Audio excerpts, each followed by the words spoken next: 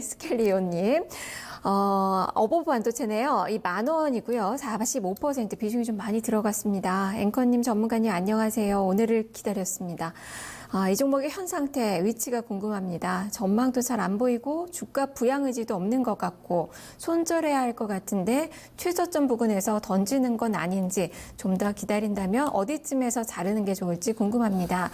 꼭 진단 부탁드립니다. 라고 올려주셨는데요. 지금 고민이 이 글로 많이 묻어납니다. 지금 오늘을 기다렸다고 말씀해 주셨는데, 지금 연일 지금 하락하면서 오늘까지 닷새째 내림세예요. 음봉이 계속 나오고 있습니다. 최근에 한 14일날 이제 반등을 크게 좀 주기는 했는데, 다시 또 밀리고 있는 그 상황인데요. 보도록 하겠습니다. 자, 문설 전문가님. 네.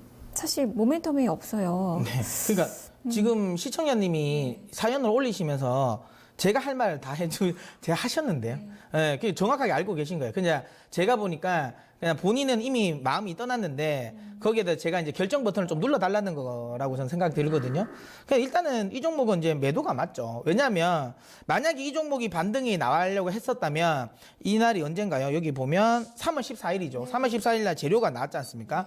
뭐 유럽 관련 부분에서 그러니까 MCU 관련 5천만 개를 뭐 납품했다. 뭐 이쪽이 나오는데 그러면서 아주 강하게 튀어 올랐어요. 그러면 이게 지켜줬어야 되는데 이걸 지금 다 밀려버렸습니다. 그럼 여기는 오히려 그냥 매물대만 또 쌓아버린 거예요. 그만큼 시장에서 이쪽 관련 부분을 좀 소위 말해 신경을 안 쓴다는 거고, 저는 이런 생각을 합니다. 사실 우리나라 물론 뭐 팹리스 업체들 중에 경쟁력이 있는 업체들도 많습니다. 그런데 단지 그냥 팹리스 이 시스템 반도체를 한다고 비메모리 반도체를 하니까 뭔가 굉장히 소위 말하면 기술적으로 우위에 있는, 그러니까 그런 사업을 하는 것만으로 그냥 우위에 있는 사업자라고 생각하시면 오판이라는 거죠. MCU 관련 부분도 사실 누가 보면 이게 IoT에 사용되고 하니까 굉장히 고도의 기술이라고 생각하거든요. 이게 그렇게 고도의 기술은 아닙니다. 실질적으로 중국이 상당 부분 따라왔고요. 특히 팹리스, 특히 MCU 관련 팹리스 업체들은 상당 부분 지금 중국 업체들이 엄청나게 많이 기술력으로 따라온 상태예요.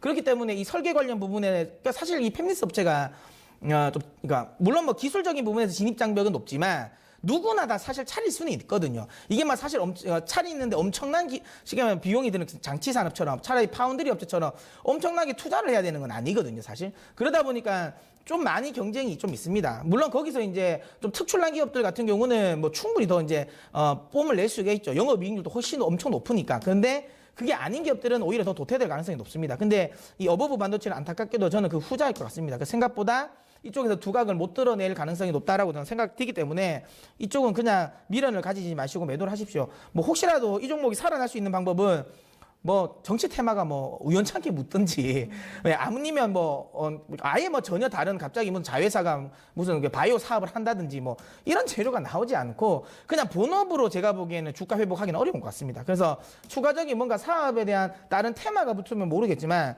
지금 현재의 본업으로 주가가 본전까지 오기는 어렵다. 그러면 결국에는 반등시 매도죠. 근데 이미 이 마음은 시청자님 또 가지고 계신 것 같아요. 본전까지는 못 오겠다라는 건 아실 것 같아요. 그래서 최소한 내가 최저점에는 안 털어야 되겠다는 생각을 하시는 것 같거든요. 그러면 그냥 이렇게 생각하십시오. 이런 종목은 자칫 잘못하면 지금 한번 보십시오. 그러니까 매수가부터 해서는 많이 떨어진 것 같잖아요.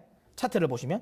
근데 이게 더 길게 떨어지면 떨어질 자리는 훨씬 더 많습니다. 지금 자리에서 5,000원까지도 떨어질 가능성은 있죠. 보시는 것처럼. 이래 되면 거의 반토막이거든요. 매수가에서.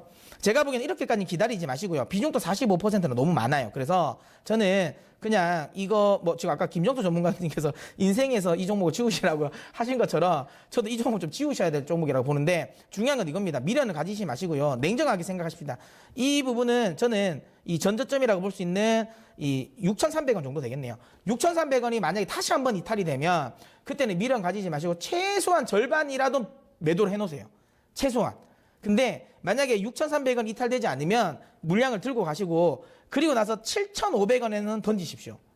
제 개인적인 생각은 이거 그렇게 크게는 보지 마십시오. 어차피 시청자님께서 마음도 먹으신 것 같은데 조금 과감한 결단이 좀 필요할 때라고 생각합니다. 왜냐하면 이 종목이 이렇게 올라올 때까지 기다리고 하다 보면 좋은 종목들 지금 이미 다 가버립니다. 저는 요즘에 계속 이야기를 하고 있지만 사실 8월 이후에 글로벌 전체 시장, 우리나라 시장 자체의 흐름이 저는 사실 좀 의문이거든요. 그때 되면 약간 약세의 흐름이 낮출 수도 있다. 그럼 이 종목이 8월 달 돼서 이제 겨우 손실을 많이 했는데 이 종목 팔고 다시 살려고 하면 시장은 그때 내리는 시장이 될 수도 있어요. 그래서 저는 기회를 놓치지 마시라고 생각하고 그나마 남아있는 현금도 일정 수준 반등 나오면 저는 뭐 사실 저 같으면 냉정하게 이야기하면 저 내일을 팔 겁니다. 내일이라도 그냥 과감하게 팔 건데 그래도 최저점에 파는 게 혹시라도 내가 팔고 올라갔을 때 아까울 것 같아서 지금 망설이시는 것 같은데요. 그러면 그냥 아까 이야기한 것처럼 6,300원을 손절 라인으로 잡고 7,500원까지만 목표로 잡고 가시는 게 맞지 않나라고 생각합니다. 네, 우리 시청자님, 매수가 회복은 좀 어려울 것 같고요. 일단 목표가는 7,500원 나왔습니다. 그리고 손절 라인은 6,300원